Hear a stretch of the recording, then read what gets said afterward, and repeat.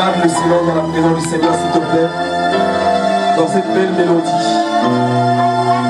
Rentre à l'intérieur de toi dans la méditation.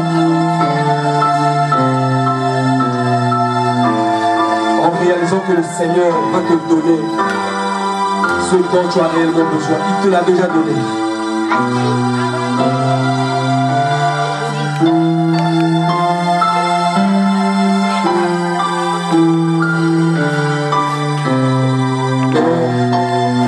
Seigneur t'a répondu. Rentre en méditation, réalise que ton papa a écouté le cri silencieux de ta douleur, de ton besoin. La Bible déclare que fais de tes délits à l'Éternel et il te donnera ce que ton cœur désire. Et si tu fais tout, tu mets en lui toute ta confiance, il dit la parole, il agit. Et le Seigneur a certainement agi dans ta vie par rapport à ton besoin social, besoin matériel, besoin particulier. Le Seigneur t'a déjà répondu. Alors commence à réaliser dans ton esprit la chose qu'il t'a donnée.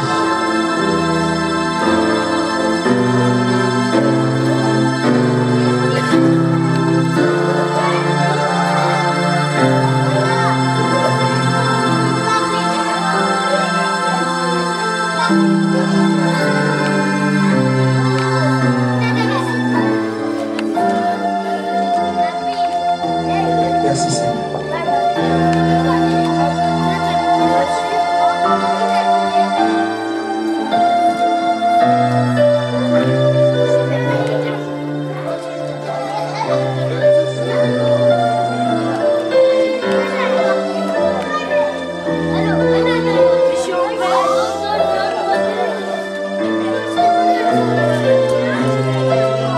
Merci Seigneur pour tout ce que tu fais dans nos vies aujourd'hui. Tu es un Dieu présent au milieu de nous comme nous l'avons chanté. Et nous réalisons ta présence. Nous réalisons, Seigneur mon Dieu, que personne ne sortira de ce lieu tel qu'elle est venue, Seigneur. Et nous te disons merci. Merci pour ta présence, en majesté. Merci pour ta présence glorieuse. Ta présence merveilleuse. Ta présence, Seigneur, qui nous fait tant du bien, mon Dieu. Voilà pourquoi nous te bénissons, Seigneur. Et nous voulons te donner une offrande d'acclamation parce que tu nous as répondu. Toi qui es digne de recevoir la louange, la puissance, la majesté, la révérence, Seigneur. Reçois notre offrande d'acclamation, Seigneur. Oui, Seigneur, tu es digne. Tu es digne d'être célébré. Tu es digne d'être adoré. Tu es digne d'être magnifié, Seigneur. Merci, Jésus. Oh, merci, Seigneur. Oh, nous t'accueillons de la même manière que tu nous accueilles, Seigneur. Nous t'accueillons dans nos cœurs. Et nous te disons merci. Merci encore de nous faire du bien. Merci, Seigneur. Prenons place, bien-aimés, dans la présence du Seigneur. N'est-ce pas qu'il est agréable de rester dans la présence du Seigneur, chanter à sa gloire, de le vénérer, de le célébrer, de l'adorer. Oh, il est digne, bien-aimé. Amen. Nous allons passer à la parole de Dieu. Amen. La Bible déclare que cette parole, c'est une parole immuable. Toutes choses passeront, mais sa parole ne passera pas. Est-ce que nous pouvons calmer nos enfants, s'il vous plaît? Les petits qui sont derrière, une sœur de bonne volonté peut aller derrière pour discipliner les enfants. Une sœur de très bonne volonté. Est-ce que vous savez, si l'ennemi ne peut pas nous avoir par d'autres moyens, mais il peut nous avoir par la distraction. Amen. Il suffit juste qu'un enfant crie derrière pour nous faire passer, bien aimé, à côté de ce que Dieu a réservé pour nous. Alléluia. Gardons-nous de toute distraction lorsqu'on est dans la présence du Seigneur. Et là, nous passons aussi à une autre phase, au nom de la parole de Dieu. Et réunis toutes les conditions pour que cette parole soit reçue dans ton cœur et dans ta vie. Amen. Ne sois pas à côté de ce que Dieu a prévu pour toi aujourd'hui. Alléluia.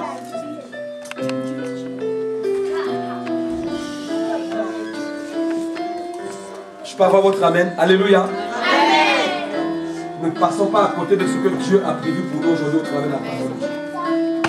Restons concentrés à cette parole. Parce que la parole de Dieu est toujours comparée à un grain. Amen. Qui tombe sur une terre et qui est censé de germer. Alors s'il te plaît, si tu veux germer quelque chose dans ta vie, sois souvent disposé à recevoir la parole de Dieu. Amen. Nous invitons notre pasteur.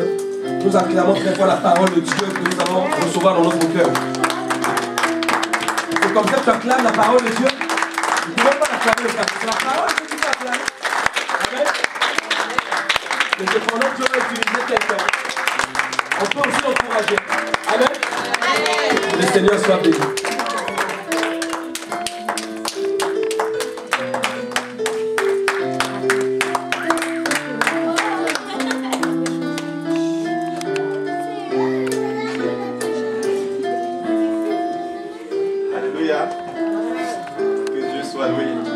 Les amis, vous pouvez venir vous asseoir maintenant. Amen. Je crois que vous avez bien joué. Michael, Nathan. Asseyez-vous.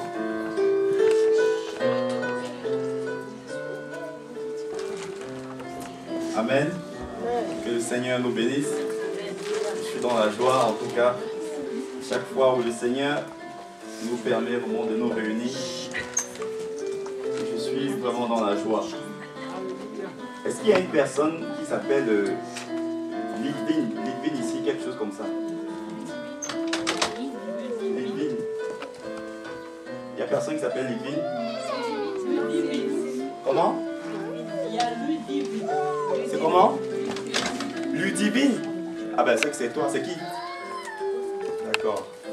J'ai entendu, quand tout à l'heure là, dit à Ludivine, demande à Ludivine si elle m'aime.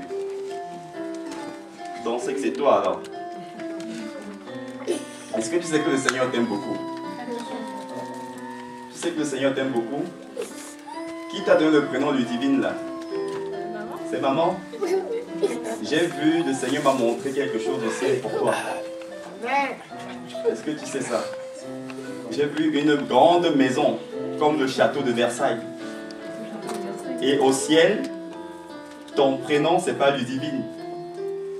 Tu veux que je te dise ton prénom au ciel que le Seigneur t'a donné?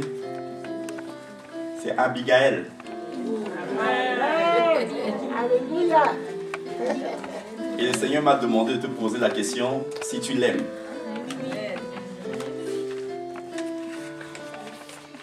C'est ça. J'ai vu une grande, c'est réel, hein? Le Seigneur a dit dans Jean 14 que votre cœur ne se trouble point. Croyez en Dieu et croyez en moi. Car il y a beaucoup de demeures dans la maison de mon Père. Si cela n'était pas le cas, je vous l'aurais dit. Donc c'est le cas. Et le Seigneur a dit qu'il s'en allait préparer cette place, c'est-à-dire cette demeure-là. Et cette demeure-là, elle est déjà construite. J'ai vu la tienne. Alléluia. Alléluia. Donc, le Seigneur pose la question à savoir, est-ce que tu l'aimes? Quand on aime quelqu'un, on fait tout pour ne pas attrister, pour ne pas blesser cette personne-là. C'est comme une maman qui aime son enfant, elle fait tout pour ne pas attrister cet enfant-là. Vice-versa, un enfant qui aime ses parents, cet enfant-là fait tout, c'est-à-dire il est respectueux vis-à-vis de ses parents, pour ne pas attrister. Et j'ai vu, homme de Dieu, cette maison. Ce n'est même pas une maison. J'ai dit, c'est grand comme le château de Versailles. Et une bonne chose, c'est qu'elle était en train de parler avec le prophète Jonas. Dans ce que le Seigneur m'a fait voir. Ah, le Seigneur est parmi nous. Hein. J'aime la présence du Seigneur. Comme ça, là, il y a une présence merveilleuse du Seigneur ici. Il peut même nous amener à clore là, mais pas à côté. Parce Parce que dans cette vision-là, quand il m'a parlé, j'ai entendu, demande à, c'est Ludivine, hein, ou Ludivine, si elle-même. Parce que dans la vision, je voyais en même temps un mur. C'est-à-dire que le mur là, c'est l'obstacle. Et c'est un obstacle que Satan est en train de vouloir mettre pour te faire passer à côté. C'est-à-dire qu'il y a des choses que Satan est en train de mettre en place pour t'empêcher d'aller au ciel. C'est-à-dire que pour t'amener et te pousser à désobéir à Jésus. Pour te pousser à attrister le cœur de Jésus. Or, ce n'est pas le cœur, ce n'est pas le cas. Ce n'est pas la volonté de Jésus. Jésus a déjà préparé une place pour toi et c'est une grâce. Parce que c'est la première fois que je vois ça pour quelqu'un. C'est la toute première fois que je vois cela pour quelqu'un. Donc, ça dit que ta maison, ton château est déjà prêt. Et ton nom est écrit dessus. Amen. Amen, amen, amen. Alléluia. Donc quand tu partiras au ciel, si tu n'attristes plus le cœur de Jésus, le prénom que je t'ai donné là, c'est avec ça qu'on t'appellera au ciel. On t'appellera plus Ludivine. C'est Ludivine. Merci Seigneur. On t'appellera plus comme ça au ciel. Toute personne, tout enfant de Dieu a un nom avec lequel le Seigneur l'appelle. Voilà pourquoi il a dit que je suis l'Éternel qui t'appelle par ton nom. C'est-à-dire que le nom que nous avons, que nos parents nous ont donné là, ça c'est le nom de la terre. Quand nous serons au ciel, nous avons un nom que Jésus nous a donné même avant que le monde ne soit créé. Et c'est par ce nom-là qu'il nous appelle. Tu peux t'asseoir mon ami s'il te plaît. Est-ce que nous pouvons acclamer notre Seigneur?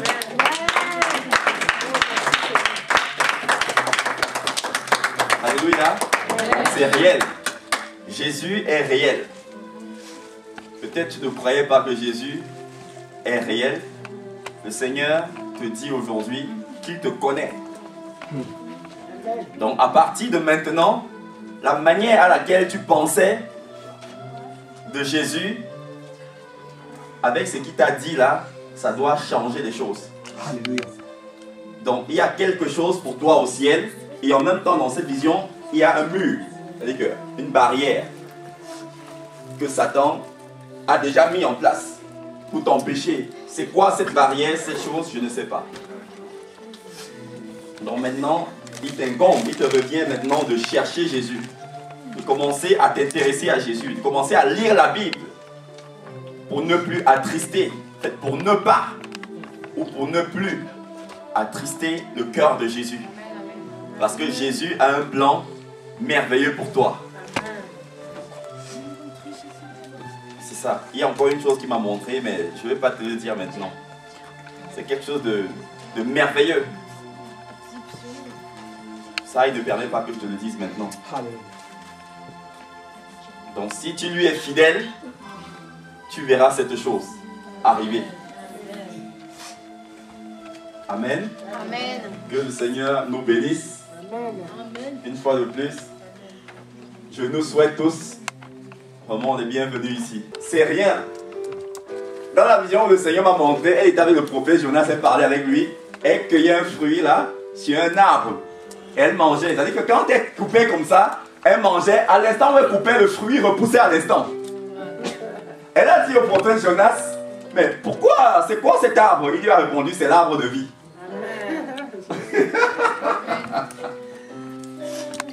Et c'est biblique. La Bible dit dans l'Apocalypse que l'arbre de vie produit ses fruits 12 fois par saison. Alléluia. C'est ça, la Bible nous permet de cadrer. C'est-à-dire, si nous recevons quelque chose, il faut qu'on compare si c'est vraiment biblique. Le Seigneur ne vous dira rien ainsi que moi, quelque chose qui n'est pas dans sa parole. C'est ça. C'est-à-dire qu'elle a coupé, à l'instant elle a coupé pour manger, et le fruit est ressorti au même endroit, donc sur la même tige, quoi. Elle a dit, mais c'est quel arbre ici? Elle avait dit, mais le fruit là est très bon. Elle a dit, mais c'est quel arbre? Il a répondu, c'est l'arbre de vie. C'est réel, mes amis. Voilà pourquoi, pour rien au monde, ne permettons à personne, ni à aucune situation, aucune séduction dans le monde. Parce que Satan et les démons mettent le paquet aussi pour empêcher le maximum de personnes d'aller au ciel. Voilà pourquoi de tous les chrétiens qui sont sur la terre, il n'y en aura qu'un quart. C'est-à-dire un quart, ça veut dire c'est un gâteau comme un gâteau qu'on divise en 4 et on prend une part seulement. C'est-à-dire de tous les chrétiens qui sont sur la terre maintenant, avant l'enlèvement, les 3 quarts vont se décourager. Ils vont retourner dans le monde. Et il n'y en aura qu'un quart qui vont tenir ferme malgré la tentation.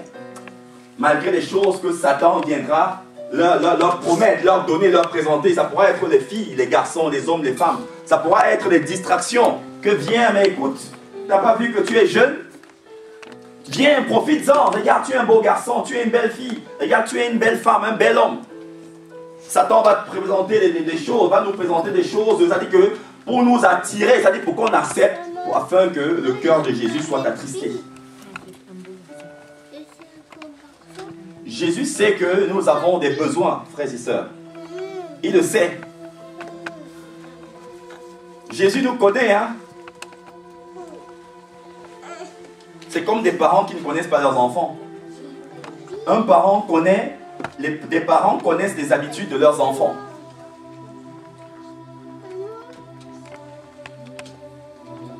Jésus sait que nous avons des besoins. Le problème pour certains d'entre nous, c'est que nous nous décourageons souvent très vite. Et par moments, nous doutons. Et j'entends à l'instant le Seigneur qui me dit, je ne sais pas qui c'est, pourquoi tu doutes de moi? Je ne sais pas de qui c'est. Pourquoi tu doutes de moi? C'est peut-être, parce que je ne sais pas, j'ai pas dit, c'est peut-être quelqu'un qui attend du Seigneur quelque chose ou des choses. Cette personne prie. Elle prie le Seigneur sans cesse, mais par moments elle doute. Et elle doute beaucoup, ce doute-là est tellement fort que le Seigneur dit, pourquoi tu doutes de moi? Voilà la réponse. Donc, si tu es cette personne que je ne connais pas, si c'est le cas pour toi, sache que le Seigneur te donne la solution maintenant pour permettre que ce qu'il veut faire là que tu attends que se passe. C'est-à-dire, arrête de douter à partir de maintenant. Alléluia.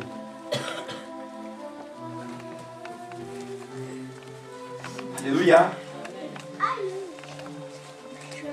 Merci Seigneur. Cette personne est sur la rangée de gauche. Je ne sais pas qui c'est.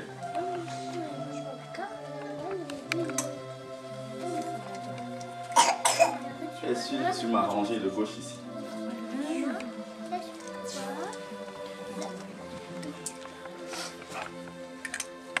Je rends gloire au Seigneur pour le moment d'adoration que nous avons passé. Nous remercions les bien-aimés qui nous ont conduits dans l'adoration. Et le Seigneur nous remercie, nous aussi. Nous remercions le Seigneur pour notre frère qui a vraiment su, avec la sagesse de Dieu, nous conduire avec les paroles, les mots pour attirer. Et le Seigneur aime ça, frères et sœurs. Le Seigneur aime l'adoration pure. C'est-à-dire que je suis en train de ressentir le Saint-Esprit là qui veut agir déjà. Le Saint-Esprit est pressé d'agir. Là, à l'instant où je parle, je le ressens. Comme habituellement, il est pressé. Je ressens une présence du Seigneur forte. Là, ici. L'adoration sincère attire. C'est comme de l'aimant. Ça attire la présence du Seigneur. Et le Seigneur nous dit merci d'être ici aujourd'hui. C'est ce que j'entends. Il vient de me le dire. Je vous remercie d'être dans ce lieu aujourd'hui pour m'adorer. Si le Seigneur nous remercie, ça veut dire qu'il connaît tout un chacun de nous ici présents. Alléluia. Nous allons continuer. S'il a quelque chose à dire de précis encore, nous concernant, il le dira. C'est lui qui le fait. Nous allons parler aujourd'hui de l'aveuglement spirituel. Ah, merci Seigneur, maman Marie-Rose, maman Alice, Frère Simplice.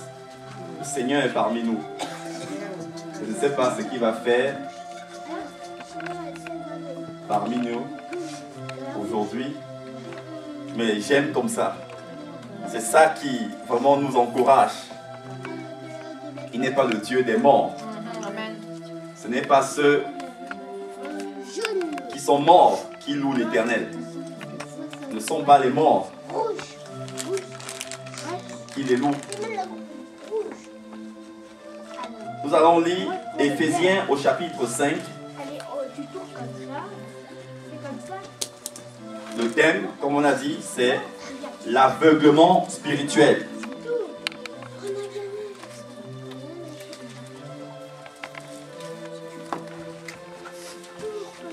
L'aveuglement spirituel.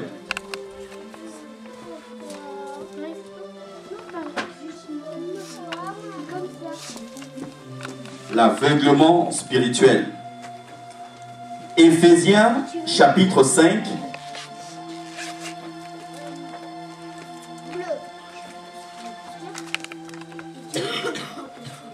Nous allons lire le verset 16.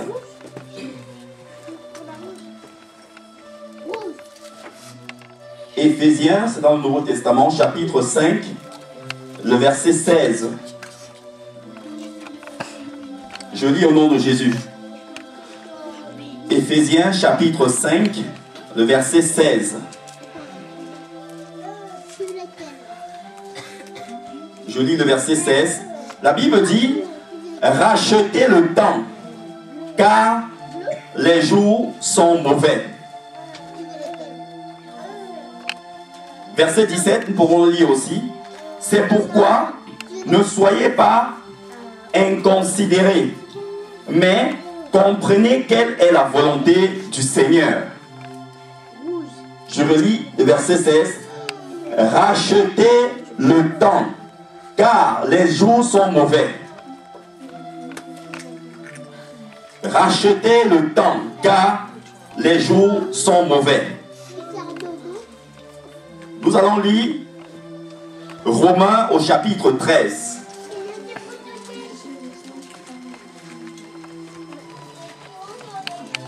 Romains au chapitre 13. Romains au chapitre 13.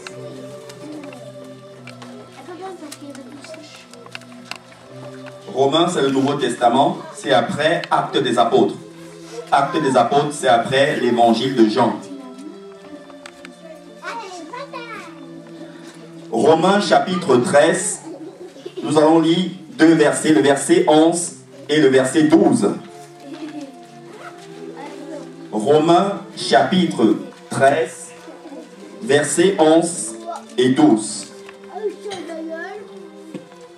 Éphésiens nous a dit, de la part du Seigneur, que nous devons racheter le temps.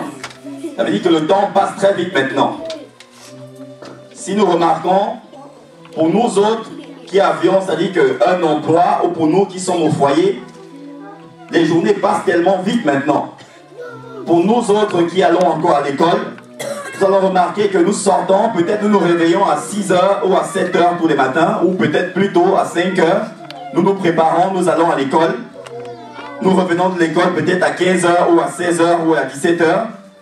Il y a juste le temps peut-être de prendre une douche, de manger, d'étudier, et après peut-être de passer un petit moment en famille avec les parents. Et après il faut aller se coucher.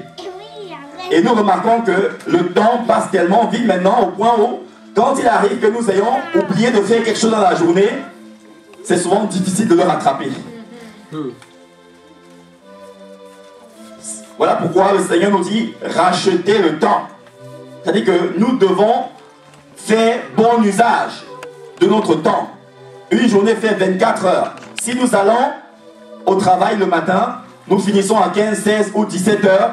Ou si nous travaillons la nuit, le temps que nous venons nous reposer, après le boulot, nous mangeons, tout ça, c'est-à-dire juste le petit temps de rester avec les enfants ou avec la famille, ou faire ce qu'on avait à faire, le petit bricole, le ménage, vous voyez qu'il est déjà 22 h, 23 h. Et le Seigneur le sait, parce que lui, Jésus, il est hors du temps. Nous, dans le monde dans lequel nous sommes dans le temps. Voilà pourquoi nous avons des journées, une journée, comme nous le savons, compte 24 heures. Le Seigneur nous demande ici d'exploiter au maximum ces 24 heures-là. Alléluia. Romains chapitre 13, versets 11 à 12. Je lis au nom de Jésus. Cela importe d'autant plus que vous savez en quel temps nous sommes. C'est l'heure de vous réveiller, enfin du sommeil.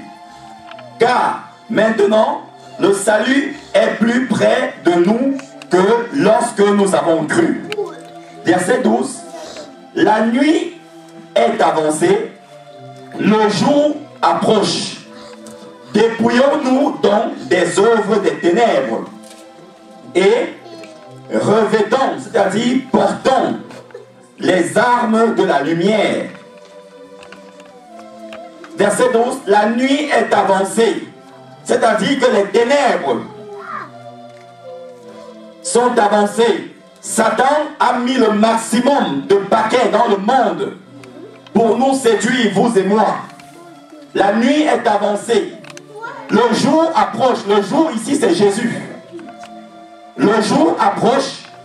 Dépouillons-nous, c'est-à-dire enlevons sur nous, sur nos vies, les œuvres des ténèbres, c'est-à-dire que toutes les choses que Satan met en place, qui nous attirent encore à rester dans le monde, à aimer le monde, à aimer les distractions du monde. Parce que le jour qui est Jésus, la nuit qui approche, qui est avancée, la nuit c'est les ténèbres, c'est l'obscurité. La nuit est déjà avancée, c'est-à-dire que l'obscurité qui est dans le monde entier actuellement est tellement sombre que même un phare, le phare d'un bateau, le phare d'une voiture, s'il s'allume en face d'une personne, même à moins d'1 mètre, on ne va pas voir la personne. L'obscurité est telle, c'est tellement noir. Et le jour qui est Jésus approche. Et Jésus me demande, ainsi qu'à toi, de nous dépouiller des œuvres de ténèbres, d'enlever sur nous les œuvres des ténèbres. Cette musique du monde que nous aimons encore, ces stars du monde qui chantent pour la gloire de Satan, les Rihanna, les Lady Gaga, qui chantent, qui mettent des vêtements, lorsque les enfants de Dieu voient, ils ont aussi envie d'aller acheter eux-mêmes vêtements. Lorsqu'ils mettent une paire de lunettes, les enfants de Dieu disent aussi, ah j'ai vu Rihanna, ça dit que Satan à travers ces personnes nous dicte comment nous devons nous habiller. Alors que nous sommes des princesses et des princes de Jésus. Mais nous nous habillons à la manière de Satan. Le Seigneur nous parlait par notre frère tout à l'heure que peut-être tu te dis que non, demain je vais le faire, j'ai encore le temps. Et le frère, conduit par le Seigneur, pour le message que le Seigneur devait nous donner, peut-être ne savait pas. Et le frère disait, peut-être tu ne sais pas, toi et moi ne savons pas ce qui va se passer. Là, il n'y a que 17 h. Nous ne savons pas ce qui va se passer à 18 h. Peut-être toi et moi avons prévu des choses. Un bon repas, une belle sortie, ou une assise en famille, ou aller regarder une émission de télévision. Mais après là, ça dit que même dans la minute qui suit là, on ne sait pas ce qui s'est passé. Jésus peut arriver d'un moment à un autre. Alléluia. Dans les deux joie, avant qu'elle explose, Jésus nous aura fait disparaître. Alléluia. Parce que là où est le Fils de Dieu, dans sa présence, le ciel est ouvert. Et les anges montent et descendent. Alléluia. Nous devons savoir qu'en tant qu'enfants de Dieu, lorsque nous nous efforçons à marcher comme Jésus veut, quelle que soit la chose que Satan a prévue à cet endroit, si ces choses doivent y arriver, Jésus va vous enlever avant que la chose n'arrive.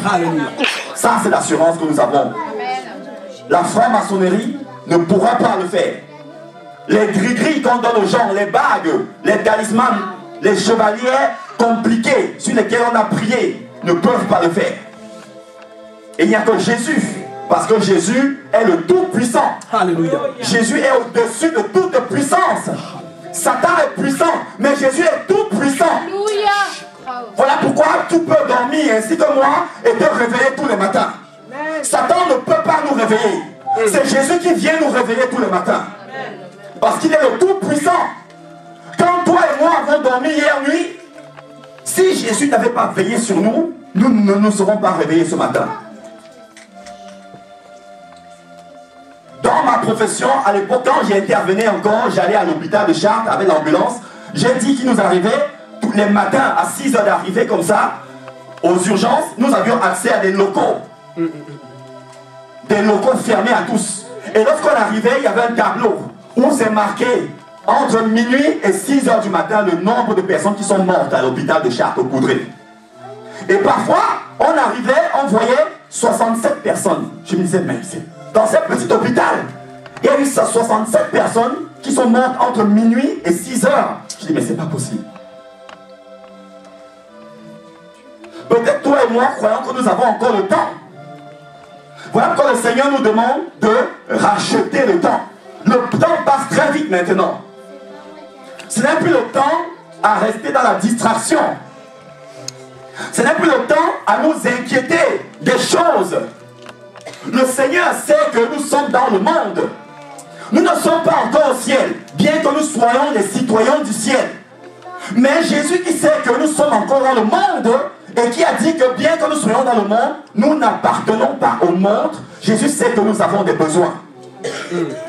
Qu'est-ce qui fait à ce que les enfants de Dieu n'entrent pas en possession de leur... Ça dit que de ce que Jésus a mis à leur disposition, c'est le doute très souvent. Et c'est souvent le manque de sainteté. Alléluia. Je vais nous dire la vérité. Tous nos grands frères et nos grandes sœurs, les Esther dont la Bible parle, les Jonas, Abraham, Élie, Élisée, Salomon, toutes ces personnes-là, les Ruth, ces personnes, les Esther, quand elles demandaient quelque chose à Jésus, elles voyaient la chose arriver. Et ces personnes-là ne sont pas différentes de vous et moi. Alléluia. Jésus voudrait que vous et moi ne soyons pas les chrétiens comme les autres. Que nous ne soyons pas comme ceux qui se font appeler chrétiens, mais en fait qui ne le sont pas. Parce que si vous et moi commençons à demander des choses à Jésus, et que nous ne voyons pas la chose arriver très rapidement, à un moment, Satan va commencer à envahir nos cœurs. Le doute va arriver. Et ce doute-là va produire le découragement. Est-ce que nous croyons que les oreilles de Jésus sont fermées, frères et sœurs? Les oreilles de Jésus ne sont pas fermées. Jésus nous dit dans sa parole qu'il connaît le nombre de cheveux qui se trouvent sur chacune de nos têtes. C'est-à-dire qu'il les compte un par un. Même si on met 1 million de personnes devant une personne assise, on demande à 1 million de personnes de compter un par un les cheveux. Même sur ma petite, c'est-à-dire mes petits cheveux là, ils ne pourront pas le compter. Mais Jésus dit qu'il est capable, il sait le nombre de cheveux. Jésus peut donner le nombre de cheveux qui est sur toutes nos têtes ici présentes en une seule fois. Amen, amen. Est-ce qu'on peut m'aider à fermer la porte là, qui est derrière, s'il vous plaît? Merci. Le Seigneur nous demande de racheter le temps.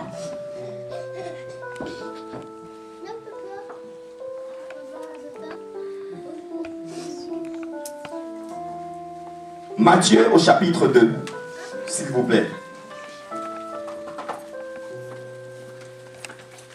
Hier, à toi et à moi, on t'a certainement dit, viens à Jésus et tu auras beaucoup d'argent. On t'a dit, viens à Jésus, tu seras béni. Oui, viens à Jésus, tu seras béni, mais ce ne sera pas la manière dont on t'a dit, ainsi que moi par le passé. Par le passé, on a présenté Jésus comme un marabout. Parce que le marabout, lorsque quelqu'un va chez le marabout, il donne de l'argent au marabout et le marabout lui fait le gris-gris qu'il veut. Et qui ne réussit jamais. Parce que la Bible dit que le fruit que Dieu donne n'est accompagné, le cadeau que Jésus donne n'est jamais accompagné du chagrin. Amen, amen. Or, ce que le marabout nous donne, ça va engendrer autre chose.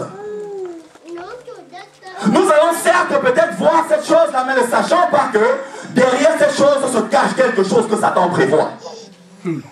Quelqu'un a dit, Satan donne de la main gauche et il reprend de la main droite. Ce que Satan donne à quelqu'un, Satan lui donne en échange de son âme. Qui conduira en enfer. Et cette âme-là va passer l'éternité. C'est-à-dire que cette personne va brûler dans le feu 24 heures sur 24, seconde par seconde, sans jamais mourir. Elle va brûler comme ça durant l'éternité.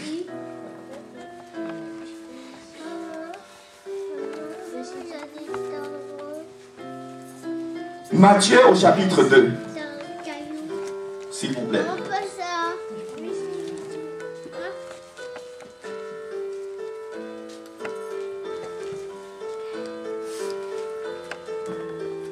L'aveuglement spirituel.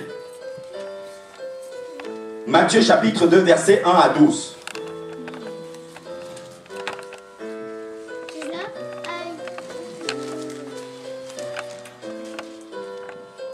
Matthieu, c'est le premier livre du Nouveau Testament.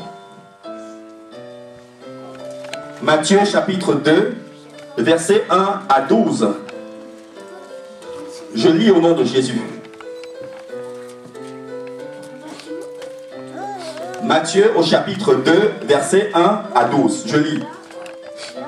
Jésus, étant né à Bethléem, en Judée, au temps du roi Hérode, voici des mages d'Orient arrivèrent à Jérusalem. Et ces mages dirent ceci: où est le roi des Juifs qui vient de naître? Car nous avons vu son étoile briller en Orient. Et nous sommes venus ici pour l'adorer. Verset 3. Le roi Hérode, ayant appris cette information de la part des mages, fut troublé. Et tout Jérusalem avec lui. Verset 4. Le roi Hérode assembla. Il convoqua tous les principaux sacrificateurs et les scribes du peuple. Et il s'informa auprès d'eux du lieu où le Christ devait naître. Verset 5. Ils lui dirent: voici la réponse que les sacrificateurs et les scribes donna au roi Hérode. Verset 5.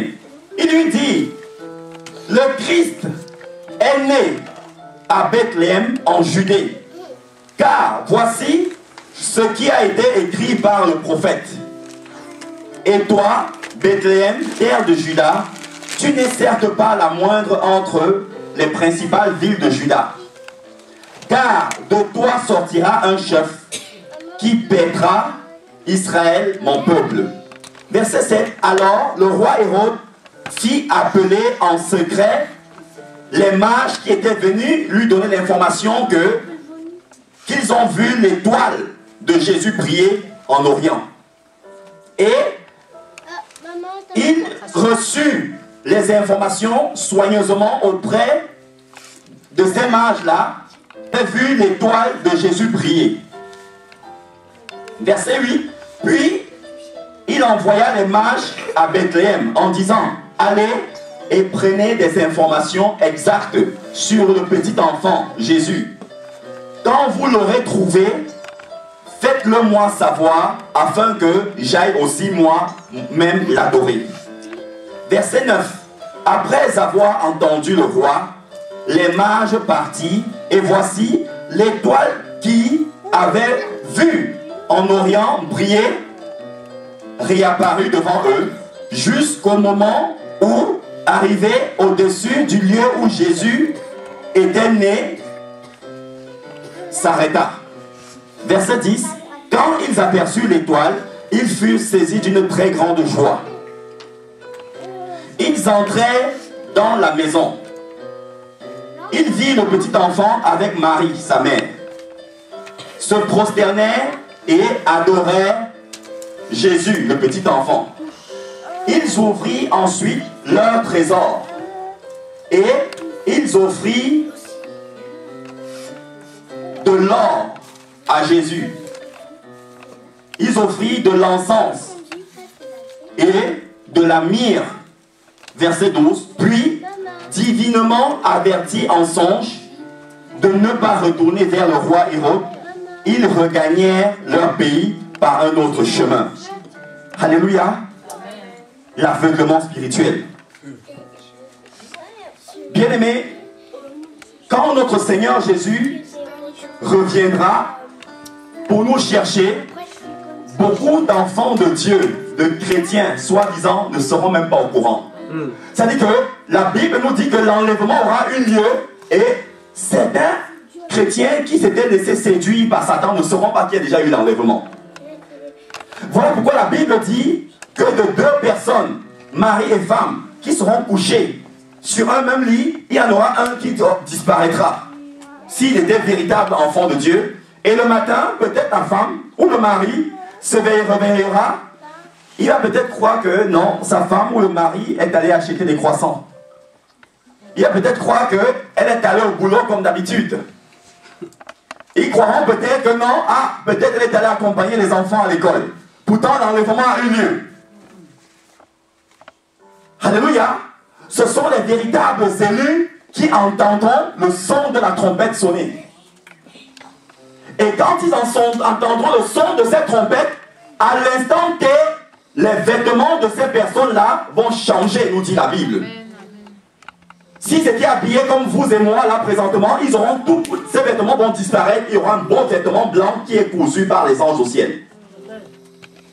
Et tout de suite, vont commencer à être attirés. C'est-à-dire qu'ils vont commencer à monter.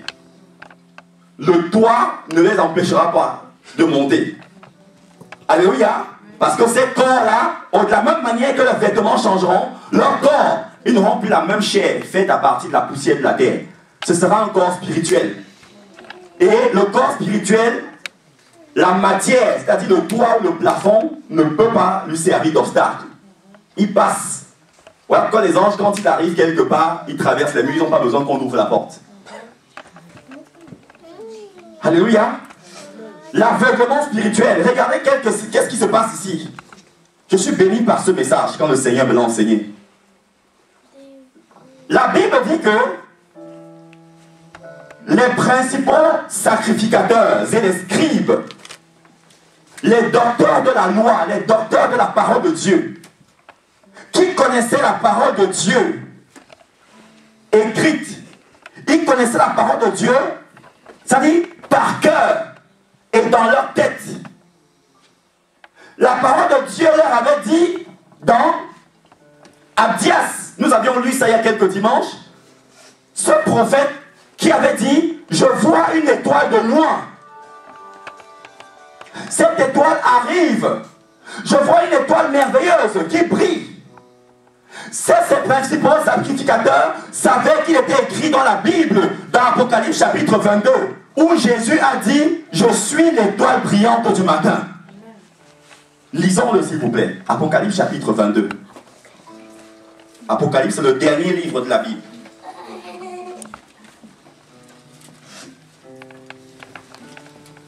Que le Seigneur nous bénisse par ce message de lui.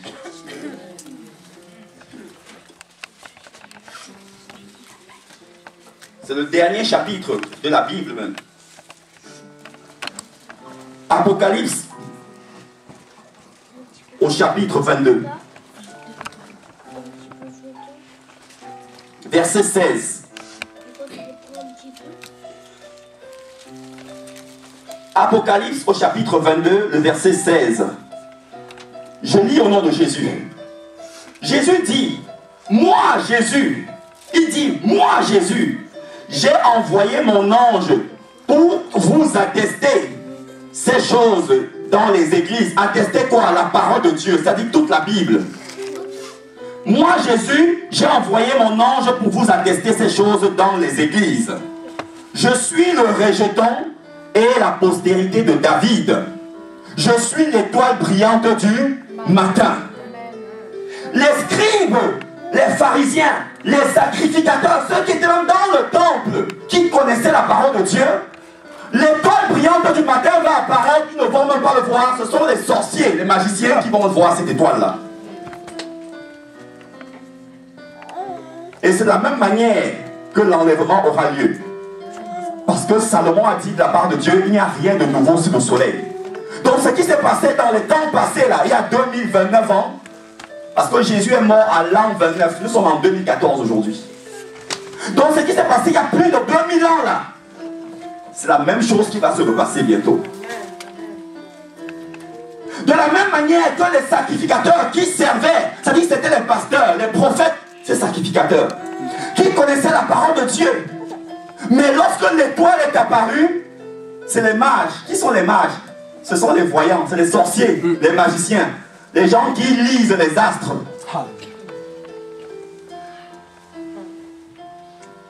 L'étoile va apparaître en Orient. Ces mages-là vont voir l'étoile depuis l'Orient et ils vont suivre l'étoile marcher. Il n'y avait pas de voiture, il n'y avait pas de BMW à cette époque, c'était des chameaux. Ils vont marcher de l'Orient jusqu'à Jérusalem. C'est-à-dire que ça fait des mois. On nous a souvent mal enseigné qu'ils sont arrivés le même jour où Jésus était né. Non. Ils sont arrivés quelques mois après. C'est-à-dire quand l'étoile les a accompagnés jusqu'au lieu où Jésus était, c'était quelques mois. Parce que le temps qu'ils arrivent de l'Orient déjà à Jérusalem. Et ils ont vu l'étoile, ils viennent poser la question aux prophètes, c'est-à-dire les sacrificateurs. Que mais, où est le Fils de Dieu qui est né? Car nous avons vu son étoile. Les sacrificateurs ils sont étonnés. Alléluia. Les sacrificateurs sont étonnés. Et voilà quand ils viennent poser la question, le roi Hérode va entendre cela. Parce que le roi Hérode connaissait la parole de Dieu, il connaissait la Torah, l'Ancien Testament. Qu'il y a un roi qui devait naître, c'est-à-dire le Fils de Dieu. Et comme lui aussi était un roi, il ne voulait pas qu'il y ait la concurrence. Dans ses projets, Satan avait mis que dès que ce bébé-là naît, il faut qu'il le tue. Et les mages vont venir dire aux sacrificateurs, mais où est ce Fils de Dieu? Et pendant qu'ils vont parler aux sacrificateurs, ça va entrer dans les oreilles d'Hérode. Hérode va apprendre cela.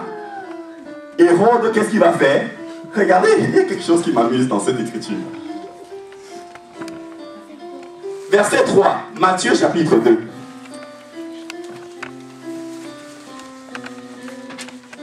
Matthieu chapitre 2, verset 3. La Bible dit, lorsque les mages sont venus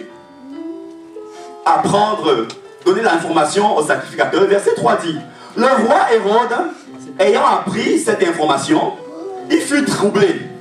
Et tout Jérusalem aussi. Alléluia. Donc tout Jérusalem qui comportait tous les sacrificateurs, tous les pasteurs, les prophètes, les apôtres. C'est-à-dire que s'il fallait qu'il y ait quelqu'un qui soit troublé, c'est Hérode. C'est-à-dire qu'Hérode était surpris que le Fils de Dieu était déjà né. Et les sacrificateurs aussi étaient surpris. Ça c'est un signe terrible.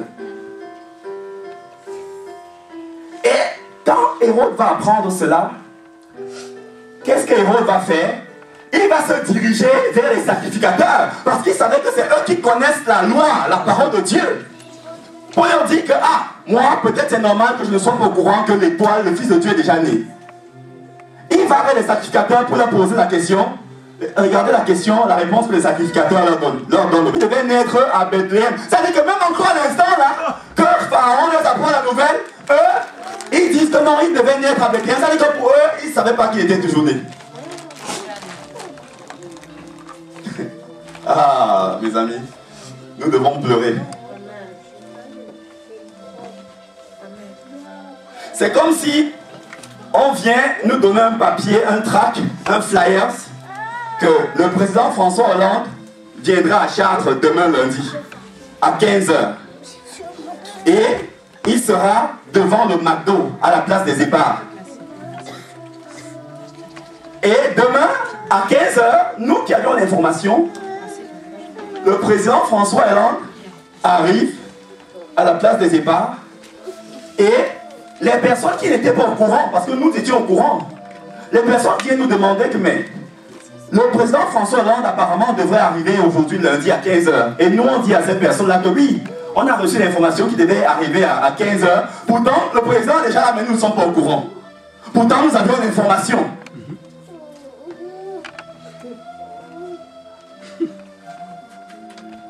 Alléluia. C'est ça l'aveuglement spirituel. Et qu'est-ce qui se passe? Les mages, la Bible nous dit que Dieu va voir l'ignorant, l'aveuglement de ses enfants, des sacrificateurs, des juifs, de son peuple. Il va voir que Satan avait déjà envahi leur cœur. Satan avait déjà, ça dit qu'il les avait déjà séduits avec beaucoup de choses au point où il avait perdu le discernement spirituel. Voilà pourquoi la Bible dit que racheter le temps. Racheter le temps ici veut dire discerner le temps. Ça dit nous devons savoir en quel temps nous sommes, nous enfants de Dieu, nous chrétiens. Nous devons savoir que c'est la dernière heure. En août 2012, je dormais, homme de Dieu, à la maison. Et tout à coup, j'ai vu qu'on m'a pris sur mon lit. Dès que je ouvrais les yeux, j'ai vu que c'était 2 anges. Et ils m'ont emmené, plus je montais, je voyais que je m'éloignais de la terre. Je commençais à voir les voitures, les maisons petits, c'était en pleine journée, il était 14 h. Et quand ils m'ont monté, ils vont m'emmener au ciel, à un moment, je vais apercevoir quelqu'un de loin. C'était le Seigneur Jésus. Et il va me faire voir une horloge. Cette horloge-là était grande comme un stade de football. Et l'horloge était c'est-à-dire que sur 11 h, 11h59. Et j'ai entendu, quand tu m'as fait voir l'horloge, j'ai entendu, il est bientôt l'heure. C'est-à-dire que pour Jésus, il est dans les dernières secondes de minuit. Souvenons-nous de la parabole des vierges folles et sages, des 10 vierges.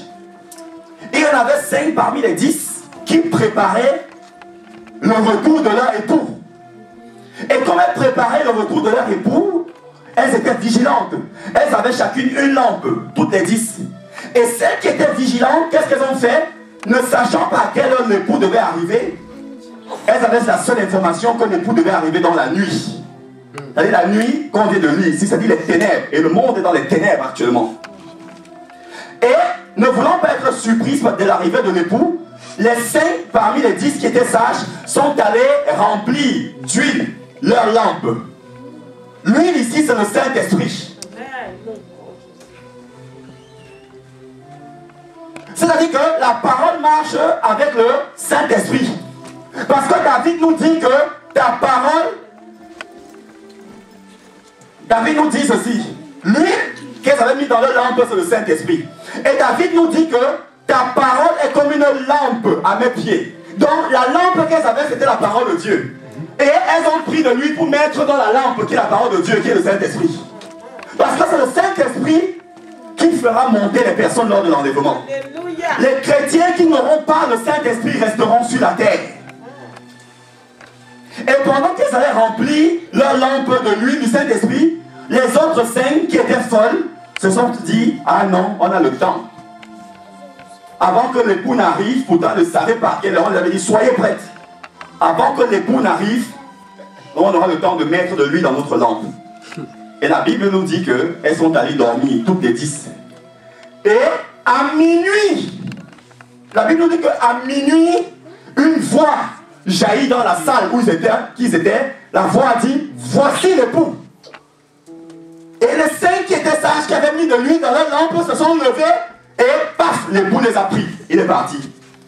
Les 5 autres qui avaient négligé cela commençaient à demander, non, donnez-moi de l'huile, il n'y avait plus de temps, l'époux était déjà parti.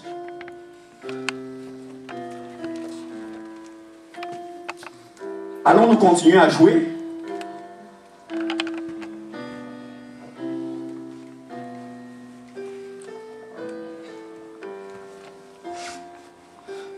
Les sacrificateurs, Hérode vient leur donner aussi l'information. Ils disent que oui, il est écrit que le Fils de Dieu devait naître à Bethléem. Donc c'est Hérode, le sataniste, qui vient leur informer, eux, les enfants de Dieu. C'est comme s'il y a l'enlèvement, et ce sont les païens qui viennent demander aux chrétiens, mais toi tu étais chrétien, mais tu es encore là à l'enlèvement. Il dit aux chrétiens, ah bon? Alléluia.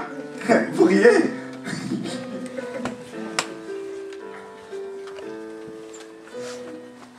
C'est comme si on venait donner une information à quelqu'un, il dit quoi? Ah bon? Et c'est ce qui va se passer.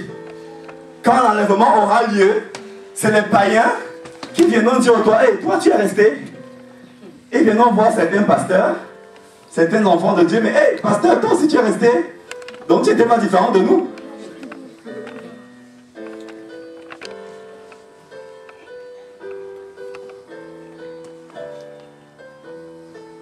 Le Seigneur dit racheter le temps, c'est-à-dire discerner. Voilà pourquoi Romains chapitre 13, verset 11 nous a dit que nous sommes dans les ténèbres. Le jour, la lumière, le jour qui est la lumière, qui est Jésus, parce que Jésus a dit dans Jean 6, je suis la lumière du monde. À chaque fois qu'il y a eu les ténèbres, l'obscurité, la lumière, Dieu doit toujours envoyer la lumière. Et Salomon a dit qu'il n'y a rien de nouveau sous le soleil, donc ça se répète. Dieu va créer les cieux et la terre, dans Genèse chapitre 1, on le voit même dans le premier chapitre. Il va créer le ciel et la terre. Et Satan, lorsqu'il va être chassé du ciel, va descendre sur la terre, il va tomber, il va déformer la terre. Voilà pourquoi la Bible nous dit que la terre était informe et vide. Ça veut dire qu'au commencement, elle n'était pas informe. Et elle n'était pas non plus vide. Mais comment elle était déformée? La terre a été déformée parce que Satan, quand il est tombé avec tous les démons, boum! C'est comme une masse. Quand vous prenez un poids, le lancer de poids, si vous le jetez par terre, boum, ça va faire un trou, n'est-ce pas? C'est comme ça, quand ils sont tombés, ils ont déformé la terre. Et la Bible dit qu'il va avoir des ténèbres sur la surface de la terre. Et Dieu va dire au verset 3 que la lumière soit.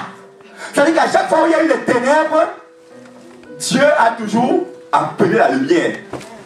Et peut-être comme moi, vous avez cru que cette lumière-là, c'était la lumière du soleil. Non, le soleil a été créé au verset 14 et 15.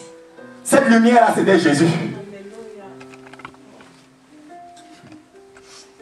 Alléluia. Et Adam et Ève vont pécher, il va avoir de nouveau les ténèbres sur la terre. Dieu va encore envoyer son fils Jésus pour qu'il vienne racheter la terre par sa mort sur la croix. Et ça va se répéter pour la troisième fois par l'enlèvement. Parce que les ténèbres sont déjà, c'est-à-dire au maximum, à son maximum sur la terre. Et Jésus arrive, qui est la lumière. La Bible dit que quand les mages vont se renseigner et les sacrificateurs vont leur dire que non, le Fils de Dieu, il est écrit dans la loi, dans Ruth chapitre 1 verset 1, que le Fils de Dieu devait naître à Bethléem. Ils vont aller à Bethléem, et quand ils vont aller à Bethléem, la Bible dit que quand ils vont être sur le chemin, cette même étoile-là, quelle puissance de Jésus! La confusion. Jésus était sur le lit où il était en tant que bébé, et il était encore dans le ciel en tant qu'étoile. Alléluia. Parce qu'il nous dit Apocalypse 22 que je suis l'étoile brillante du matin.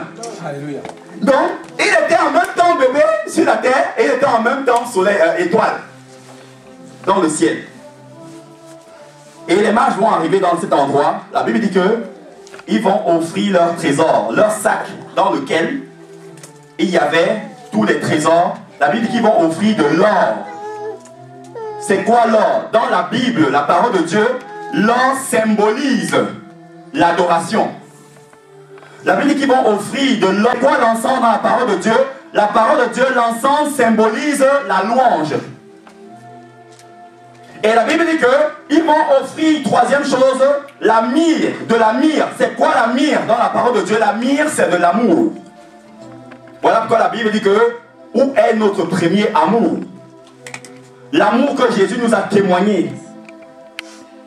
Dieu a tant aimé le monde, Jean chapitre 3 verset 16, qu'il a envoyé son fils Jésus-Christ mourir sur la croix, afin que quiconque croit en lui ne périsse point, mais ait la vie éternelle. Et le roi Hérode qui était là, n'était pas content qu'il y ait un autre roi qui soit arrivé. C'est ça. Parce que la terre est dirigée par des rois. Tous les chefs d'État sont des rois. Et le premier roi de la terre, nous dit la Bible dans 1 Jean, c'est Satan. La Bible dit que petits enfants, sachez que tout le monde entier est sous la puissance du malin. Donc ça ne sert à rien de courir dans les choses du monde parce que c'est Satan qui les contrôle.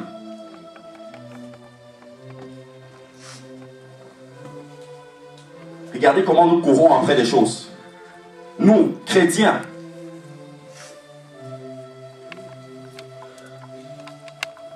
Beaucoup d'enfants de Dieu convoitent encore les grosses voitures. Jésus n'est pas contre les grosses voitures. Si nous avons travaillé, fait des économies, nous pourrons aller acheter notre grosse voiture.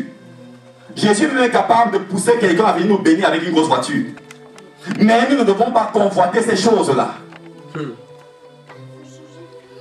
Alléluia. Regardons comment beaucoup d'enfants de Dieu convoitent encore même des vêtements. Il arrive que certains enfants de Dieu regardent même des émissions à la télé, ils commencent à convoiter ces gens-là, de la vie qu'ils ont. Un prince, dont son père est roi, il va convoiter un mendiant. Pourtant il est prince. C'est ce qui se passe avec plusieurs enfants de Dieu. Jésus continue d'agir, bien-aimé. Si Jésus n'agissait plus, moi je serais dans le monde encore. Parce que tout comme vous, je veux voir un Dieu qui agit. Si je n'avais pas vu Jésus agir, je ne prêcherais jamais la parole de Dieu. Amen, amen, amen. Je vais trouver mieux dans le monde. Si Jésus n'était pas réel, si Jésus n'exauçait pas les prières, je préférais retourner dans le monde chez Satan. Si Jésus était incapable de bénir, je préférais retourner dans le monde chez Satan. Mais Jésus m'a montré qu'il continue d'agir, qu'il continue de bénir, qu'il continue de s'occuper de ses enfants. Et il sait très bien s'en occuper de ses enfants. Il dit: Jérusalem, Jérusalem, qui tue mes prophètes, qui lapide tous ceux qui te sont envoyés pour te parler de ma part. Combien de fois ai-je voulu rassembler tes poussins, comme une poule rassemble ses poussins sur ses ailes? Vous ne l'avez pas voulu. À cause de cela, vous verrez désormais le Fils de Dieu vous quitter, partir, jusqu'à ce que vous dites: béni soit celui qui vient au nom du Seigneur. Alléluia. Jésus a quitté beaucoup d'enfants de Dieu à cause de leur convoitise de leur monde. Et pour que Jésus revienne agir dans leur vie, il fallait qu'ils ouvrent de nouveau leur cœur sincèrement à Jésus.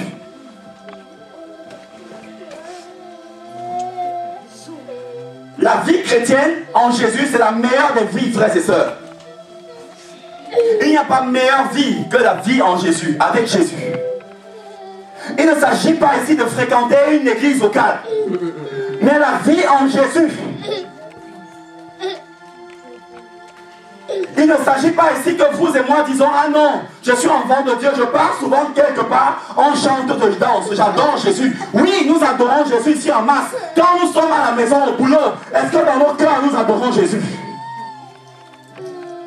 Est-ce que lorsque nous partons d'ici, nous avons 24 heures sur 24 Jésus dans nos cœurs? La Bible dit qu'en esprit, on peut adorer Jésus.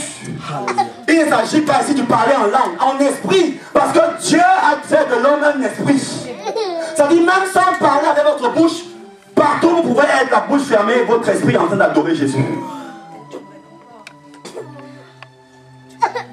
Le Seigneur pleure, frères et sœurs. Pourquoi beaucoup d'enfants de Dieu courent encore après les pasteurs, les hommes de Dieu? Parce qu'ils n'ont pas compris ce qu'ils étaient en Jésus. Ne courons pas vers les hommes de Dieu. Courons vers Jésus seul. Amen. Ne courez jamais vers moi. Parce que moi aussi je me cherche. Moi aussi je veux sauver mon âme. Tout ce qu'un chrétien peut voir à un véritable pasteur, lui aussi Jésus a mis cette chose à sa disposition.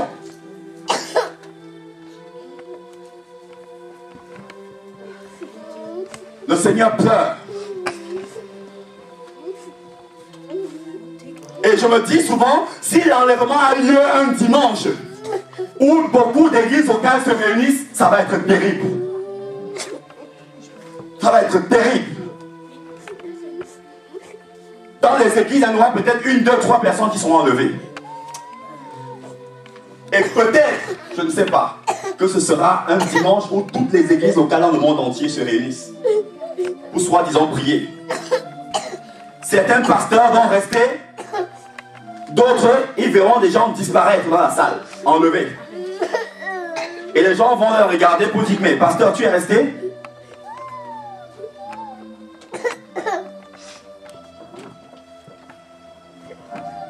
Il y a plusieurs rois sur la terre. Toi et moi sommes des rois, nous sommes des reines. Mais Jésus est le roi des rois. Alléluia. Jésus est le roi au-dessus de tout roi. Nous devons savoir que nous sommes plus grands que le président de la République en tant qu'enfant de Dieu. Moi, je ne tremblerai pas devant le président. Parce que je sais que je peux lui apporter la solution de la part de Jésus. Alléluia. Si je suis reçu au palais de l'Élysée, je ne tremblerai pas. J'irai avec de l'assurance, avec l'orgueil de Jésus. Cet orgueil qui vient pour apporter la solution. Ils ont dit à Jésus, tu es un homme orgueilleux. Quand Jésus leur a dit que vous dites que vous aimez Abraham, mais Abraham a vu mon jour et il a tressailli de joie. Ils ont dit, orgueilleux, tu n'as même pas encore 30 ans, tu dis que tu as vu Abraham. Ils n'avaient rien compris. La Bible dit qu'Abraham est le père de la foi. Vous ne pouvez pas être le père de quelque chose sans avoir voir celui qui est lui-même la foi. Alléluia. Alléluia. Abraham, avant qu'il ne soit père de la foi, avait vu Jésus. C'est pourquoi Jésus dit qu'Abraham a vu mon jour, il a tressailli de joie. Jésus l'avait appelé, l'avait enlevé pour l'amener au ciel, pour lui dire, écoute, c'est moi qui suis la foi. Et mon plan, c'est de faire de toi sur la terre le père de la foi. Donc fais-moi confiance. Et tu verras ce que je ferai de toi. Voilà pourquoi il leur a dit qu'Abraham a vu mon jour. Ils ont dit, mais tu n'as même pas encore qu'à 50 ans. Abraham est mort, ça fait plus de 1000 ans.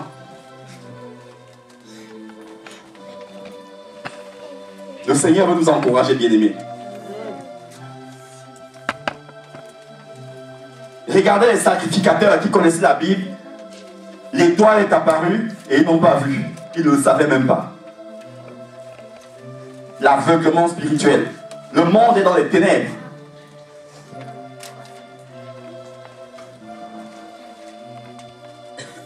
Le Seigneur veut ouvrir nos yeux. Et le Seigneur a fait ce reproche-là dans l'une des églises d'Apocalypse chapitre 3, au verset 17. Il a dit, ce que j'ai contre toi, c'est que tu ne me demandes pas le discernement.